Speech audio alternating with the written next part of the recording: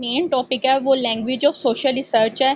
क्योंकि आप में से कुछ स्टूडेंट्स ऐसे हैं जिन्होंने रिसर्च पहले नहीं पढ़ी, तो उनके लिए मैंने ये 2 स्लाइड्स ऐड की हैं ताकि उन्हें पता चल जाए कि रिसर्च बेसिकली होती क्या है। इसमें सबसे पहले आपको रिसर्च की डेफिनेशन बताई गई है कि रिसर्च हमारे पास एक साइंटिफिक तरीका होता है जिसमें हम एक ऑर्डर के साथ एक ऑर्डर स्पेसिफिक हमारा ऑर्डर होता है, उसको फॉलो करते हुए हम किसी भी अपने सोशल इशू को इन्वेस्टिगेट करते हैं। वो सोशल इशू हमारा कल्चर से भी हो सकता है, लैंग्वेज से भी हो सकता है, हमारे जो बेसिक इंस्टीट्यूशंस हैं, education, family, military, economy, health, इनसे भी रिलेटेड कोई भी इशू हो सकता है। ठीक है, इसमें इसने बताया कि रिसर्च को हम डिफ़ाइन ऐसे करते हैं कि एक साइंटिफिक या सिस्टमैटिक इन्वेस्टिगेशन होती है जिसमें हम ये फाइंड आउट करते हैं, ये हमें इंफॉर्मेशन मिलती है किसी भी सोशल, ज्योग्राफिकल या पॉलिटिकल फिनोमिना के बारे में। अब जो हमारी सोशियोलॉजी में रिसर्च होती है वो हेल्थ के बारे में भी होती है, एजुकेशन के बारे में भी होती है, कल्चर के बारे में भी होती है, हमारी नॉर्म्स और हमारी लैंग्वेजेस के बारे में भी होती है। ठीक है, हम इन सब सोशल इश्यूज़ को कवर कर रहे होते हैं। आजकल फॉर एग्जांपल जैसे हमारी सोसाइटी में जो सबसे लेटेस्ट सोशल फिनोमिना रेज़ हो रहा है वो ज़्यादातर कोविड-19 है। नो डाउट ये एक डिसीज़ है, ये बिल्कुल इसका जो ये बिलोंग कर रही है, ये आपके हेल्थ इंस्टीट्यूशन से बिलोंग कर रही है। अगर इस पे सर्च करनी चाहिए तो वो डॉक्टर्स को करनी चाहिए। लेकिन क्योंकि कोविड-19 हमारी सोसाइटी में ये एक ऑब्ज़र्व कर रहे हैं लोग और ये लोगों पे इसका इम्पैक्ट हो रहा है। ठीक है, तो ये सोसाइटी के लोगों को नेगेटिवली या पॉजिटिवली जिस तरह से भी इम्पैक्ट कर रही है, तो हमने सोसाइटी, क्योंकि सोशियोलॉजी का मेन फोकस क्या होता है कि हम सिस्टमैटिक स्टडी करते हैं अपनी सोसाइटी पे। तो इसकी वजह से अब कोविड की वजह से हमारी जो नॉर्म्स हैं, हमारी वैल्यूज़ हैं, वो चेंज हो रही हैं। हमारे जो ग्रीटिंग्स के मैनर हैं, जैसे हम हाथ से पहले सलाम लेते थे, लेकिन अब हम हाथ से नहीं लेते, अब हम एक दूसरे के साथ एल्बो टच करते हैं नॉर्मली। तो ये हमारी जो ग्रीटिंग्स चेंज हो रही हैं, इसका हमारी सोशल लाइफ पे क्या इम्पैक्ट हो रहा है, हम उसको स्टडी करेंगे। ऐसे जैसे सेक्सुअल हरासमेंट है, वो फीमेल की हो या चिल्ड्रंस की हो। जैसे लाहौर में अभी हरासमेंट के बहुत से इंसिडेंट हो रहे हैं। तो ये हमारे पास अपडेटेड और मॉडर्न फिनोमिना है, हमारा सोशल फिनोमिना कि हम बहुत से ऐसे सोशल्स नेगेटिव इश्यूज़ को ऑब्ज़र्व कर रहे हैं जो हमारी सोसाइटी पे और हमारी सोसाइटी के लोगों को नेगेटिवली इम्पैक्ट कर रहे हैं। तो सोशियोलॉजी में हम उन टॉपिक्स को कवर करते हैं जो कि एक ज़्यादा तादाद में लोगों को नेगेटिवली इम्पैक्ट करें, और फिर हम देखें तो उसके सॉल्यूशन के लिए हम गवर्नमेंट को या एजेंसीज़ को या रिलेटेड इंस्टीट्यूशंस को हम क्या रिकमेंडेशंस दे सकते हैं। इसमें फिर इसने बताया हुआ है कि जो आपकी रिसर्च होती है ये फील्ड में होती है। फॉर एग्ज़ाम्पल अगर मैं कोविड की या सेक्सुअल हरासमेंट की स्टडी करना चाह रही हूँ, तो मैं कोविड की स्टडी के लिए हॉस्पिटल्स में कोविड की स्टडी के लिए हॉस्पिटल्स अपना डाटा लूँगी, उन लोगों से डाटा लूँगी जो कोविड को फेस कर रहे हैं, जो कोविड के पेशेंट हैं। और अगर मैं सेक्सुअल हरासमेंट से रिलेटेड डाटा लेना चाहती हूँ, तो मैं उन लोगों से डाटा लूँगी जिन्होंने इसको एक्सपीरियंस किया हुआ है। ये हमारी रिसर्च होती है। रिसर्च का मतलब है कि हमने एक सिस्टमैटिक वे में, एक सिस्टमैटिक ऑर्डर के साथ, जैसे हमारा पानी का फार्मूला है ना H2O। अब पानी बनाने के लिए हमें स्पेसिफिक स्टेप्स को फॉलो करना पड़ेगा। अब केमिस्ट्री में जो केमिस्ट होते हैं वो इन स्टेप्स को डिफ़ाइन करते हैं कि पहले हम 2 हाइड्रोजन लेंगे, ऑक्सीजन लेंगे, हाइड्रोजन को ऑक्सीजन के साथ मिलाएंगे, वो कौन सी लेबॉर्ट्री होगी, वो कौन सा सिनेरियो होगा, या वो कौन सी सोशल सिचुएशंस होंगी जिसमें हमें ये सारा काम करेंगे तो पानी बनेगा।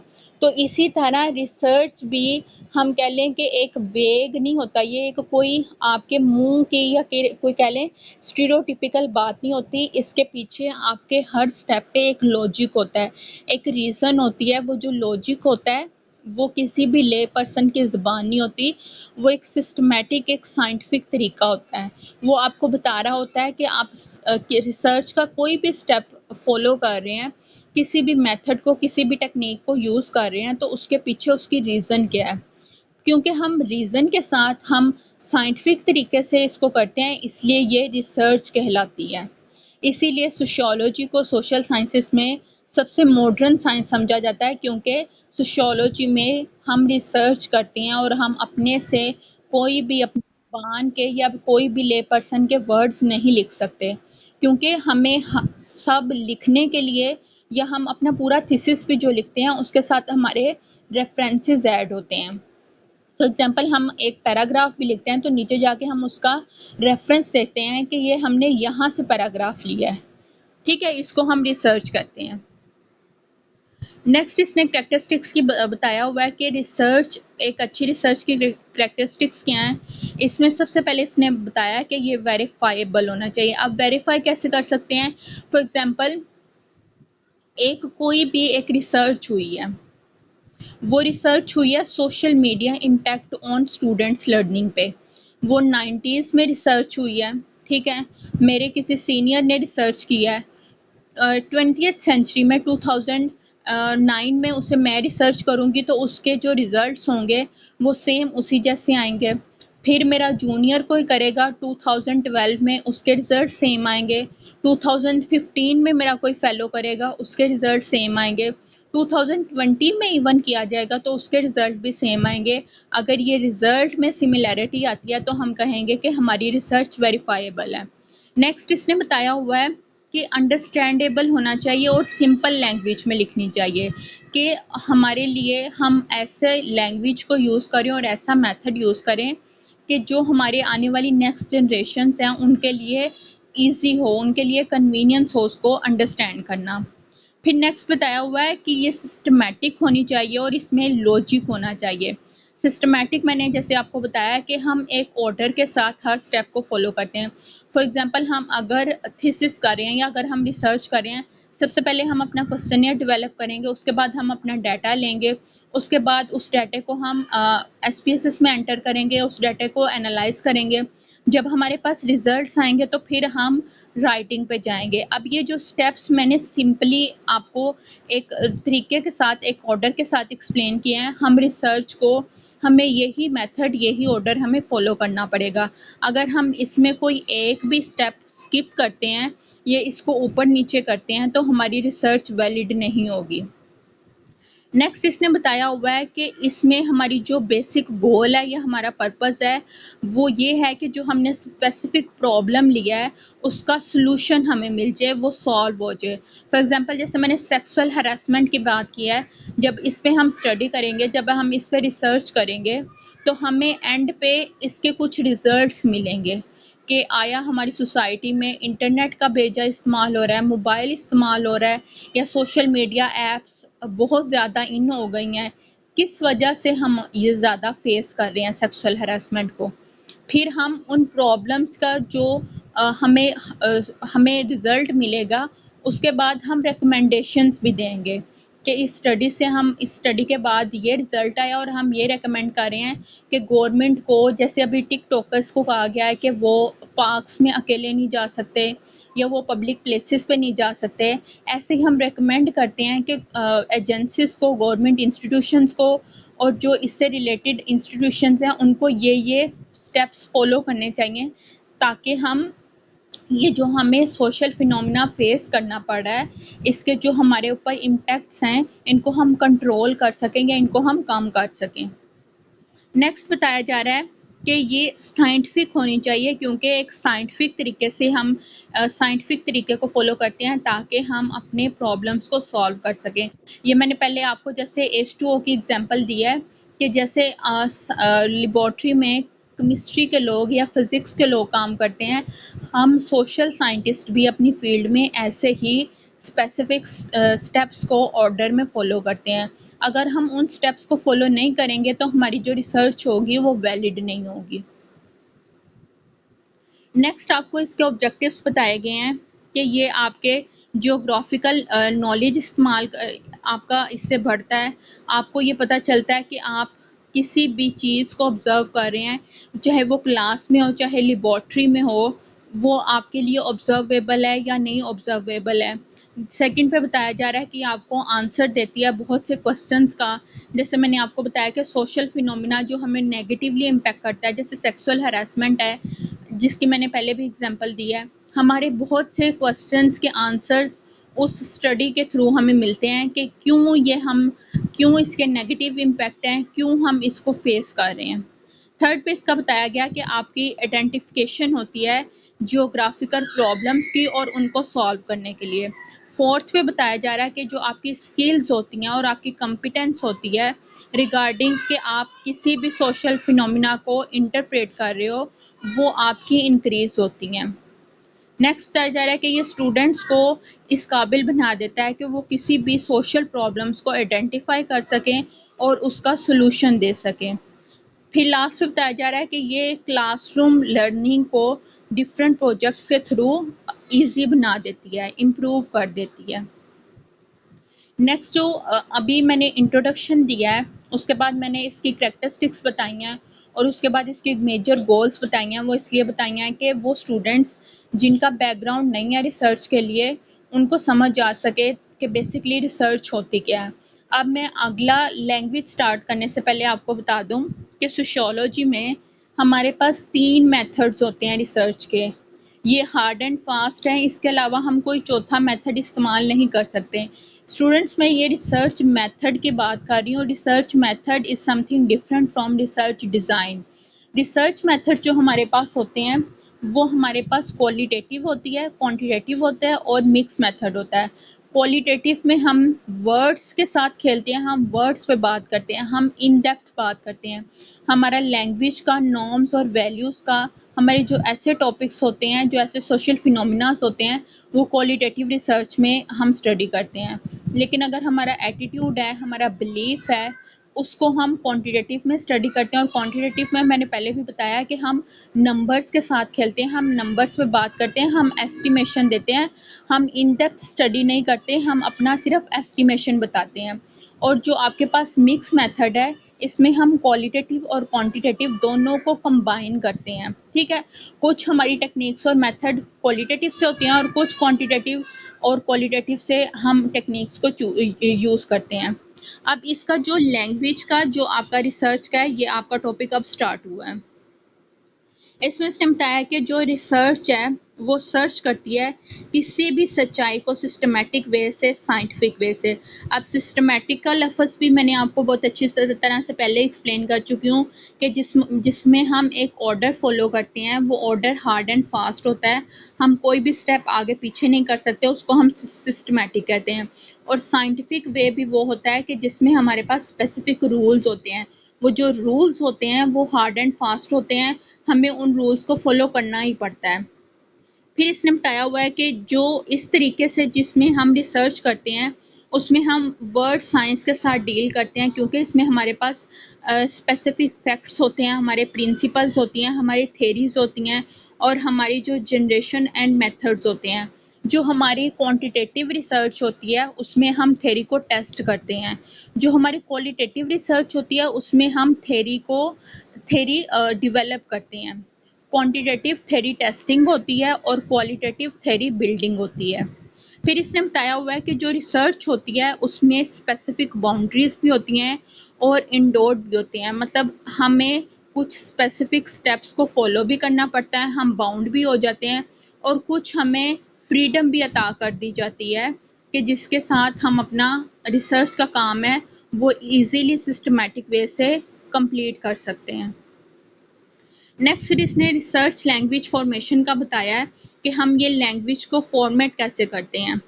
इसने बताया कि ये जो इसकी इनहेरेंट करैक्टरिस्टिक्स होती हैं, जो एक ट्रेडिशनल वे से, एक पास्ट से हमारे साथ रिसर्च जब से स्टार्ट हुई है तब से हमारे साथ इसकी करैक्टरिस्टिक्स चलती आ रही हैं, वो ये है कि साइंटिफिक मेथड में जिसको हमने बनाया हो और जो नंबर्स और जिसके स्पेसिफिक स्लेबल हो। जैसे इसके एग्जांपल्स हैं थ्योरेटिकल कॉन्सेप्ट्स हों जिसमें एम्पिरिकल ऑब्जर्वेबल हों और प्रोबेबिलिटिक न्यूमेरल हों। अब इसमें थ्योरेटिकल कॉन्सेप्ट्स की जो बात की हुई है, ये मैंने आपको पहले भी बताया था कि अगर किसी भी कॉन्सेप्ट की हम डेफिनेशन थ्योरी के साथ एक्सप्लेन करें या थ्योरी का बैकग्राउंड लें या लिटरेचर से हम किसी भी कॉन्सेप्ट की डेफिनेशन लें, उसको हम थ्योरेटिकल डेफिनेशन कहते हैं। नेक्स्ट यहाँ पे इम्पीरिकल ऑब्जर्वेबल है, ठीक है।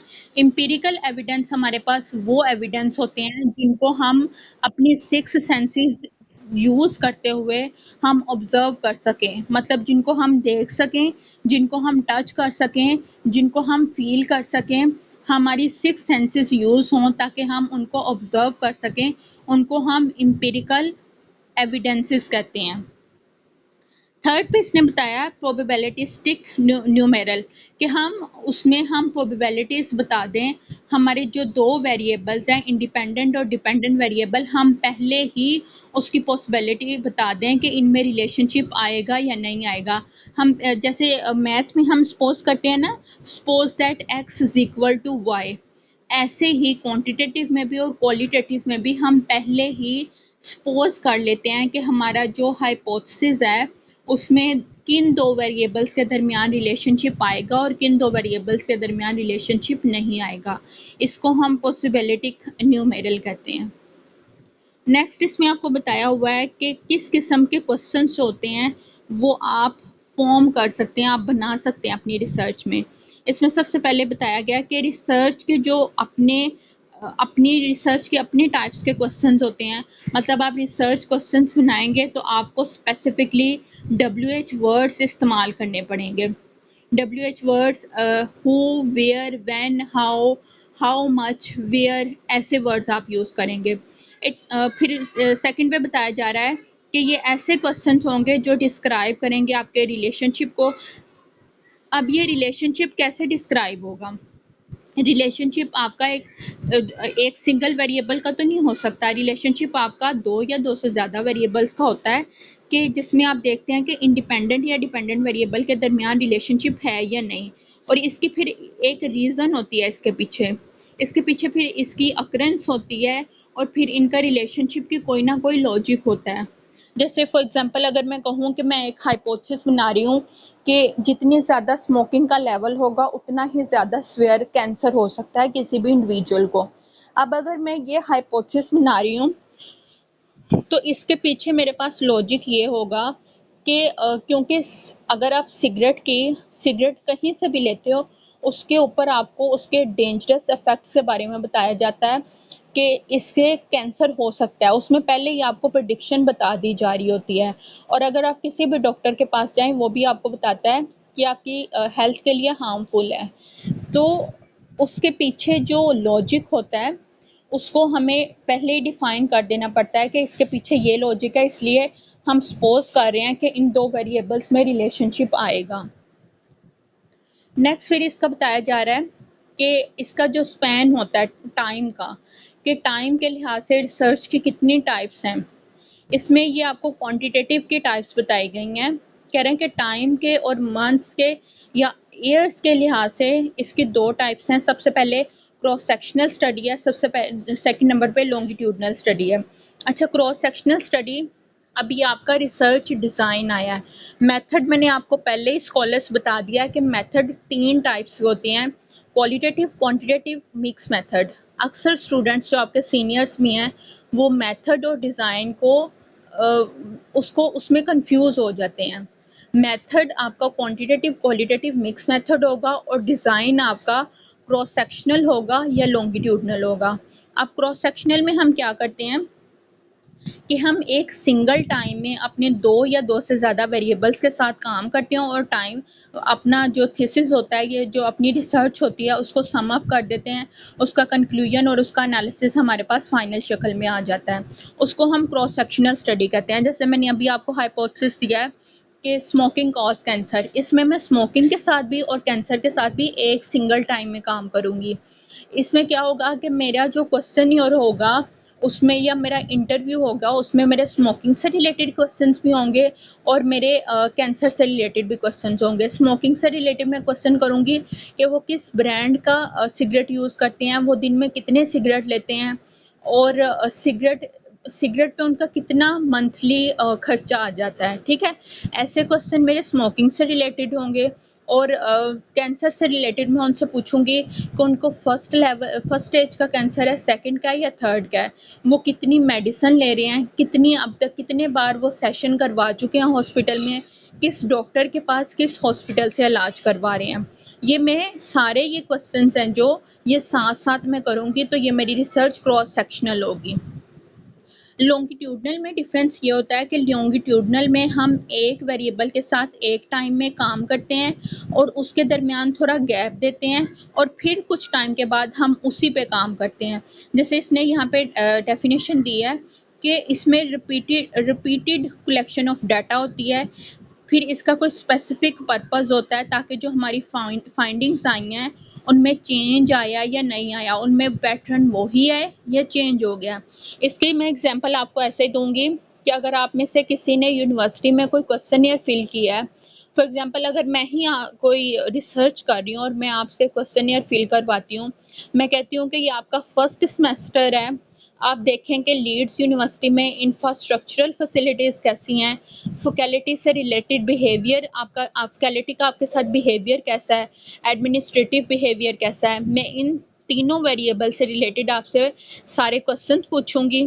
ठीक है, आप फर्स्ट सेमेस्टर कवर करेंगे आपका जीपीए आएगा, सेकंड सेमेस्टर कवर करेंगे आपका जीपीए आएगा, थर्ड सेमेस्टर कवर करेंगे आपका जीपीए आएगा, लास्ट सेमेस्टर जो फोर्थ सेमेस्टर होगा ना, मैं फिर आपके पास आऊँगी, मैं फिर आपसे वही वाले क्वेश्चंस करवाऊंगी, मैं आपसे वही आपको क्वेश्चनियर दूंगी, आपकी मैं देखूंगी कि आपके आंसर्स में चेंज आया या नहीं आया। अब आपके आंसर कैसे चेंज होंगे, जैसे आप मेरे साथ या डॉक्टर अब्दुल्ला के साथ अभी आपका जो बिहेवियर होगा, आपका बिहेवियर फॉर्मल होगा, क्योंकि हमने आपके साथ 2 साल गुजार दिए होंगे फोर्थ सेमेस्टर में, तो हम आपके साथ ज़्यादा फ्रैंक होंगे, ज़्यादा फ्रेंडली बिहेवियर होगा, हम एक दूसरे को अच्छी तरह से जान चुके होंगे, तो वो फाइंडिंग्स जो फर्स्ट सेमेस्टर में होंगी और जो फोर्थ सेमेस्टर में होंगी उसमें डिफरेंस होगा। और अगर डिफरेंस नहीं भी होगा तो उसके पीछे भी मेरा एक लॉजिक होगा, रीज़न होगा कि डिफरेंस क्यों नहीं आया। या फिर अगर मैं कहूँ कि अगर मैं ये स्टडी करना चाह रही हूँ कि आपकी लीड्स यूनिवर्सिटी में इंफ्रास्ट्रक्चर से रिलेटेड मैं कुछ क्वेश्चन पूछ रही हूँ, उसके बाद 2 सेमेस्टर गुजरते हैं और लीड्स यूनिवर्सिटी में कोई इंफ्रास्ट्रक्चरल चेंजेस आते हैं, आपकी जो कंप्यूटर लैब है उसमें इंटरनेट की फैसिलिटीज़ ज़्यादा अच्छी प्रोवाइड कर दी जाती है, आपको लाइब्रेरी में बुक्स ज़्यादा अच्छी अवेलेबल हो जाती हैं, आपके जो क्लासरूम है वो ज़्यादा अच्छे एयर कंडीशंस वहाँ पे लग जाते हैं, प्रोजेक्टर वगैरह की फैसिलिटी आपको दी जाती है, तो फिर मैं आपसे वही क्वेश्चनियर दोबारा फिल करवाऊंगी और मैं देखूंगी कि इंफ्रास्ट्रक्चरल जो आपके चेंजेस आए हैं उसने आपके क्वेश्चंस या आपका जो माइंड है या आपके जो थॉट्स हैं उनको चेंज किया या नहीं किया। अब फर्स्ट सिनेरियो में भी आपके जो मैंने आपका अपने साथ बिहेवियर एक्सप्लेन किया वो भी चेंज हो जाएगा, और सेकंड सिनेरियो में भी आपका जो बिहेवियर है या आपकी जो आइडियाज़ हैं वो चेंज होंगे, क्योंकि जैसे फैसिलिटी आएगी, जैसे ही यूनिवर्सिटी की एडमिनिस्ट्रेशन आपको फैसिलिटीज़ देगी तो आपका बिहेवियर चेंज हो जाएगा ना, आपको लगेगा कि हम किसी अच्छी जगह पे आए हैं, हमें अच्छी तरीके से फैसिलिटेट किया जा रहा है, तो जिसमें हम एक ही टाइम में, जैसे आप थीसिस करेंगे, आपने दोनों वेरिएबल्स पे एक टाइम में काम करना है, आपको थीसिस के लिए 6 मंथ दिए जाएंगे, आपने काम करके ख़त्म कर देना है, ये आपकी क्रॉस सेक्शनल स्टडी है। लेकिन अगर आपकी एक स्टडी 1 साल तक या 2 साल तक या 3 साल तक चलती है तो वो आपकी लॉन्गिट्यूडनल स्टडी होगी। नेक्स्ट इसमें बताया जा रहा है क्रॉस सेक्शनल स्टडी का कि इसमें डिफरेंट ग्रुप होते हैं, ग्रुप 1 बताया गया है, ग्रुप 2 बताया गया है, ग्रुप 3 बताया गया है, इनको हम कंपेयर करते हैं एक सिंगल टाइम में, हमने एक सिंगल टाइम में सारा काम करना है और सम अप कर देना है। लेकिन नेक्स्ट स्लाइड में वो आपको फिर वेरिएबल रिलेशनशिप का बता रहा है। इससे पहले लॉन्गिट्यूडनल का मैं बता दूं, अगर हमने किसी वेरिएबल के दरमियान या किसी ग्रुप के दरमियान कंपैरिजन भी करना है तो हम एक सिंगल टाइम में नहीं करेंगे, बल्कि हम टाइम का थोड़ा गैप देंगे, वो 6 मंथ्स होंगे, 1 ईयर होगा या 2 ईयर होंगे, हम टाइम का गैप दे के फिर उसको सम अप करेंगे। नेक्स्ट आपको वेरिएबल बताया गया, वेरिएबल की डेफिनेशन अक्सर में से आप लोगों ने कहीं ना कहीं पढ़ी होगी। वेरिएबल एक कोई भी कंसेप्ट होता है जिसकी जो वैल्यू होती है वो चेंज होती है, वो वेरी करती है individual to individual. For example जैसे हमारी एज है, आपकी क्लास में जितने भी स्टूडेंट्स हैं उनकी एज एक दूसरे से डिफरेंट होगी, हाइट डिफरेंट होगी, आइज़ का कलर डिफरेंट होगा, बालों का कलर डिफरेंट होगा। ये ऐसे वेरिएबल्स या ऐसे कॉन्सेप्ट जिनकी वैल्यूज़ चेंज होती हैं इंडिविजुअल टू इंडिविजुअल, वो हमारे वेरिएबल्स कहलाते हैं। जैसे कार की स्पीड होगी, टाइम हो गया, टाइम अब सारी दुनिया में चेंज होता है, वेरी करता है। कार की स्पीड भी, हर कार एक स्पीड के साथ नहीं जा रही होती, किसी कार की स्पीड 100 होती है, किसी की 120 होती है। तो ऐसे कॉन्सेप्ट्स को हम वेरिएबल्स कहते हैं। नेक्स्ट फिर इसने बताया गया है कि वेरिएबल का रिलेशनशिप क्या होता है। वेरिएबल का रिलेशनशिप ये होता है जिसमें एक वेरिएबल दूसरे वेरिएबल को इफ़ेक्ट कर रहा हो, वो चाहे नेगेटिव इफ़ेक्ट हो या पॉजिटिव इफ़ेक्ट हो, उसको हम वेरिएबल रिलेशनशिप कहते हैं। फिर इसने बताया हुआ है ये कॉज एंड इफ़ेक्ट का रिलेशनशिप होता है। इसके कुछ खास पैटर्न्स होते हैं जिसका रिजल्ट हमारे पास पॉजिटिव या नेगेटिव रिलेशनशिप आता है। फॉर एग्जांपल जैसे मैं आपको कहूँ कि स्मोकिंग और कैंसर की मैंने आपको एग्जांपल दिया है, तो स्मोकिंग का कैंसर के साथ पॉजिटिव रिलेशनशिप आएगा। ये हमारी कॉमन सेंस भी हमें गाइड कर रही है, क्योंकि जो जितने ज़्यादा सिगरेट पिएगा उसको उतना ही सीवियर किस्म का कैंसर होगा। ठीक है, तो इसका रिलेशनशिप पॉजिटिव आएगा। ऐसे कुछ वेरिएबल्स होते हैं जिनका जो रिलेशनशिप होता है वो नेगेटिव आता है। अब इसने आपको वेरिएबल्स की टाइप्स बताई हुई हैं। सबसे पहले इंडिपेंडेंट वेरिएबल है। हमारे हाइपोथेसिस में वो वेरिएबल जो किसी भी इफ़ेक्ट की कॉज होता है उसको हम इंडिपेंडेंट वेरिएबल कहते हैं। जैसे हमारे पास ये जो मैंने हाइपोथेसिस अभी आपके सामने डिस्कस किया है, स्मोकिंग कॉज कैंसर, इसमें हमारे पास जो स्मोकिंग है वो इंडिपेंडेंट वेरिएबल है, क्योंकि ये कैंसर की वजह बन रही है। जो हमारे पास वजह होती है वो हमारा इंडिपेंडेंट वेरिएबल होता है। डिपेंडेंट वेरिएबल ये है कि जो इफ़ेक्ट हो रहा हो, जो हमारा आउटकम होता है, जो हमारा इम्पैक्ट होता है, उसको हम डिपेंडेंट वेरिएबल कहते हैं। एक्सट्रेनियस वेरिएबल का बताया गया है कि अनएक्सपेक्टेड वेरिएबल्स होता है जिसमें जो आउटसाइड या इनसाइड फैक्टर्स होते हैं वो पार्टिसिपेट करते हैं, तो उसको हम एक्सट्रेनियस वेरिएबल कहते हैं। फॉर एग्जांपल अगर स्मोकिंग वजह बन रही है कैंसर की, ठीक है, इसमें एक्सट्रेनियस वेरिएबल हम ये कह सकते हैं कि हो सकता है कि स्मोकिंग करने वाला कोई भी इंडिविजुअल, हो सकता है कि वो साथ में कोई और ड्रग भी ले रहा हो, इस वजह से उसकी तबीयत ज़्यादा ख़राब हो गई हो या उसे कैंसर ज़्यादा सीवियर किस्म का हो रहा होता है। इसको हम एक्सट्रेनियस वेरिएबल कहते हैं। नेक्स्ट आपका वेरिएबल है वो कंफाउंडिंग वेरिएबल होता है। कंफाउंडिंग वेरिएबल इंडिपेंडेंट वेरिएबल से पहले और डिपेंडेंट वेरिएबल से पहले और इंडिपेंडेंट वेरिएबल के बाद आता है। जैसे फॉर एग्जांपल मैंने अभी आपको ड्रग का बताया कि हो सकता है कि वो स्मोकिंग के अलावा कोई और ड्रग भी ले रहा हो सकता है वो हीरोइन ले रहा हो या किसी और किस्म की ड्रग ले रहा है। तो ये जो एक्सट्रेनियस वेरिएबल होता है ये इंडिपेंडेंट वेरिएबल के बाद आएगा और डिपेंडेंट वेरिएबल से पहले आएगा। जैसे मैं इसकी एग्जांपल देती हूँ, अगर मैं आपकी क्लास को दो ग्रुप्स में डिवाइड करती हूँ, फीमेल्स को एक साइड पे और मेल्स को एक साइड पे। अब मैं जो रिसर्च करना चाह रही हूँ आपके ऊपर, वो ये रिसर्च करना चाह रही हूँ कि वॉयलेंस, अगर मैं वॉयलेंस से रिलेटेड आप लोगों को मटेरियल देती हूँ तो आप लोगों के जो थॉट्स और आइडियाज़ हैं वो चेंज होते हैं या नहीं होते। ठीक है, अब ये जो फीमेल्स होंगी वो मेरा एक्सपेरिमेंटल ग्रुप होगा और जो मेल होंगे वो मेरा कंट्रोल ग्रुप होगा।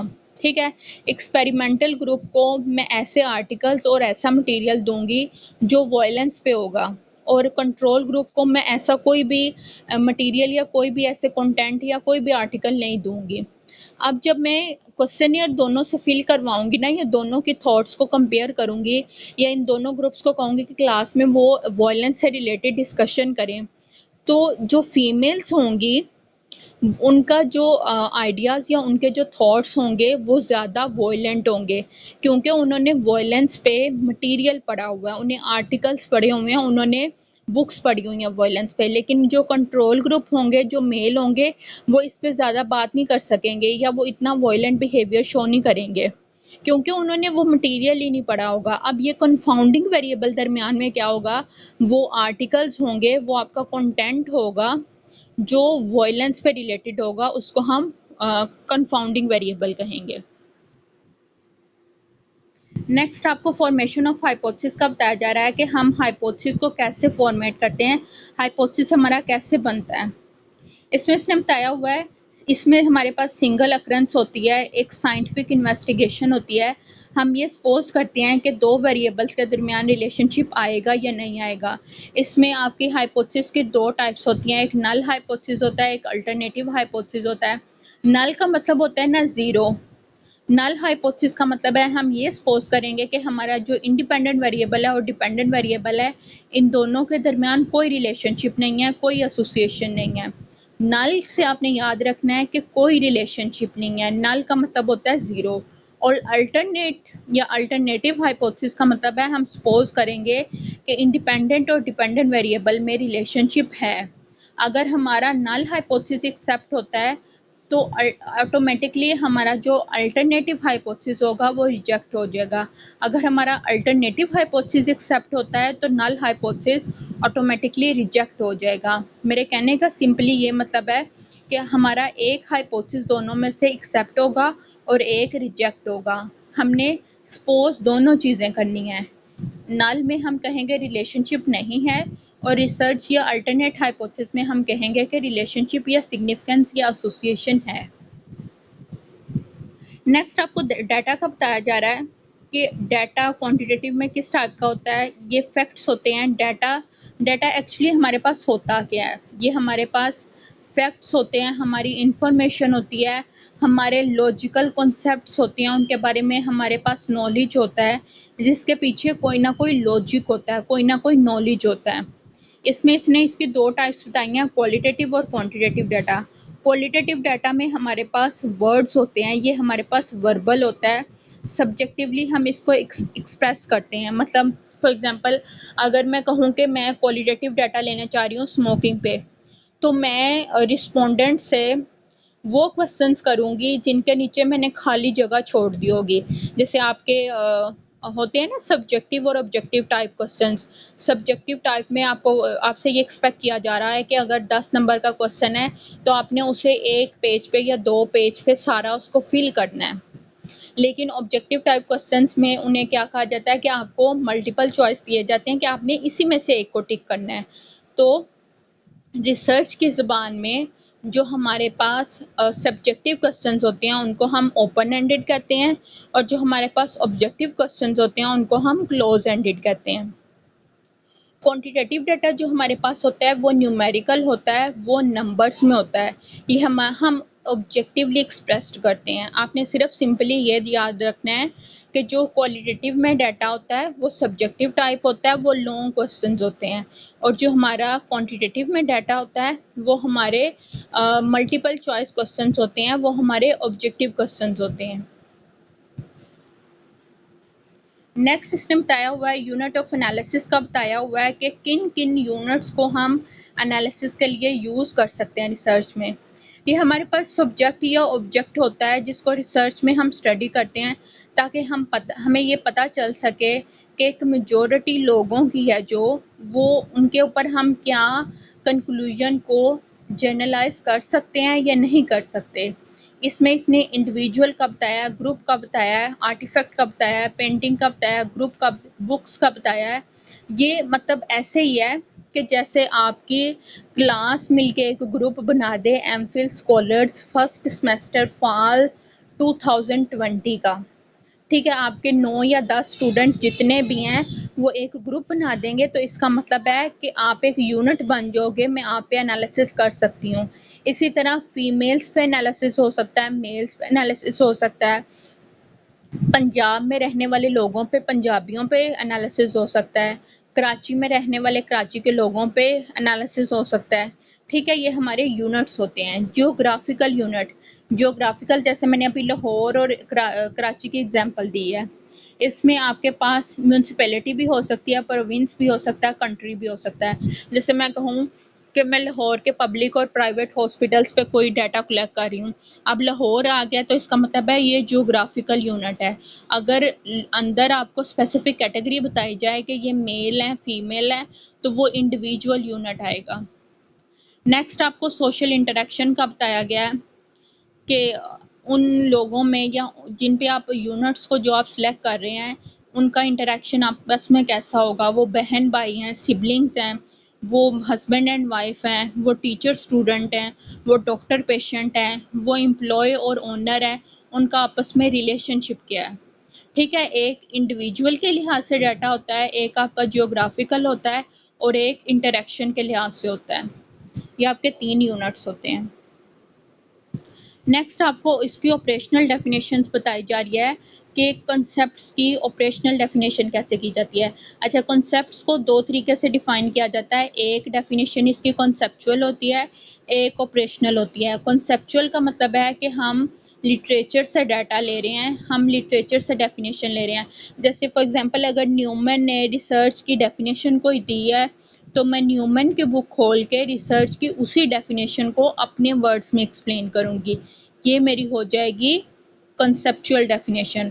अब ऑपरेशनल डेफिनेशन क्या होगी कि मैं उसी डेफिनेशन को अपने तरीके से डिफाइन करूँगी। मुझे जो समझ आई है, जो मैं अपनी रिसर्च में यूज़ करूँगी, वो आपकी ऑपरेशनल डेफिनेशन होगी।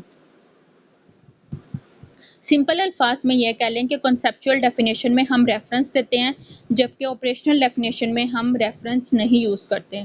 इसमें बताया गया कि हम कॉन्सेप्ट या किसी भी चीज़ को मीनिंगफुल तरीके में स्पेसिफाई करके अपनी रिसर्च में यूज़ करें कि हम इस रिसर्च में इस कॉन्सेप्ट से मुराद ये ले रहे हैं, तो वो आपकी ऑपरेशनल डेफिनेशन है।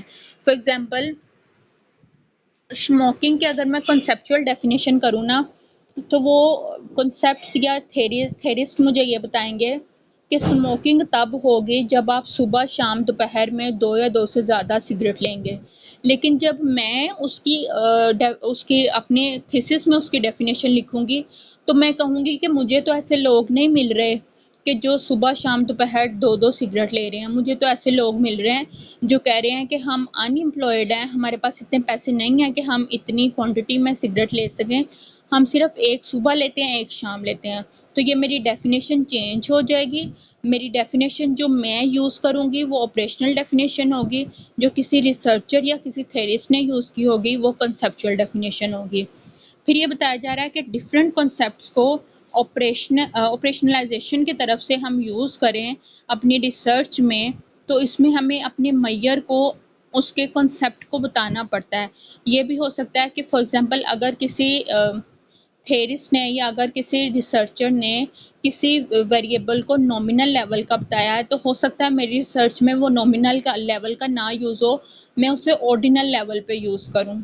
ठीक है, ये जब आप लेवल ऑफ मेजरमेंट पढ़ेंगे तो आपको पता चलेगा कि वेरिएबल्स कितने लेवल्स के होते हैं, और इनसे जो हम नॉमिनल, ऑर्डिनल और इंटरवल रेशो की बात कर रहे हैं, इनकी एक्चुअल में डेफिनेशन क्या है, उससे हम कैसे कॉन्सेप्चुअल डेफिनेशन से ऑपरेशनल डेफिनेशन में चेंज कर सकते हैं।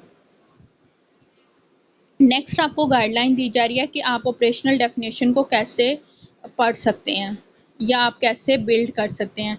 सबसे पहले वो कह रहा है कि आपकी ऑपरेशनल डेफिनेशन के लिए आपको कंसेप्चुअल डेफिनेशन का पता होना ज़रूरी है। आपको चाहिए कि आप कंसेप्ट्स की कंसेप्चुअल डेफिनेशन पे फोकस करें, इससे पहले कि आप कंसेप्ट को ऑपरेशनली डिफ़ाइन करें। इसकी मैं एग्जांपल आपको इस तरह से देती हूँ, जैसे लिटरेसी रेट है फॉर एग्जांपल। लिटरेसी रेट हमारे जो हमारी WHO या फिर UNO है, वो लिटरेसी की डेफिनेशन बता रहे हैं कि जो ज़्यादा से ज़्यादा जिसके पास मैट्रिक सर्टिफिकेट हो, उसको हम कहते हैं फॉर एग्जांपल कि वो लिटरेट पर्सन है। ठीक है, लेकिन अगर मैं पाकिस्तान में देखूं तो पाकिस्तान के सिनेरियो में वो डेफिनेशन हम कहेंगे कि लिटरेसी तो हमारी इतनी नहीं है। तो अगर लिटरेसी रेट हम बना रहे हैं कि जो पढ़ना और लिखना जानता हो, हमारे पाकिस्तान में लिटरेसी की डेफिनेशन यही बताते हैं कि जो पढ़ सकता हो और जो लिख सकता हो, उसको हम कहते हैं कि ये पढ़ा लिखा इंसान है। लेकिन अगर हम इसे पूरी दुनिया में देखें तो वो कहते हैं कि जिसके पास कम से कम मैट्रिक तक का सर्टिफिकेट हो, जो इंग्लिश में पढ़ सकता हो, जो इंग्लिश में लिख सकता हो, उसको हम लिटरेट करेंगे। ये देखें, अब जो हम यूएनओ की डेफिनेशन यूएनओ के रेफरेंस के साथ यूज़ करेंगे वो कॉन्सेप्चुअल डेफिनेशन होगी, और जो हम पाकिस्तान के लिहाज से यूज़ करेंगे वो हमारी ऑपरेशनल डेफिनेशन होगी। नेक्स्ट इसने बताया कि जो ऑपरेशनल डेफिनेशन होती है, ये आपकी जो आप डेफिनेशन बना रहे होते हो वो आपकी स्टडी में की जाती है। ये आपकी ऑपरेशनल डेफिनेशन होती है, ये आपके वन सेंटेंस को ओनली डिस्क्राइब करती है, आपके कॉन्सेप्ट को सिर्फ डिफाइन कर रही है कि आप कॉन्सेप्ट से क्या मुराद ले रहे हैं।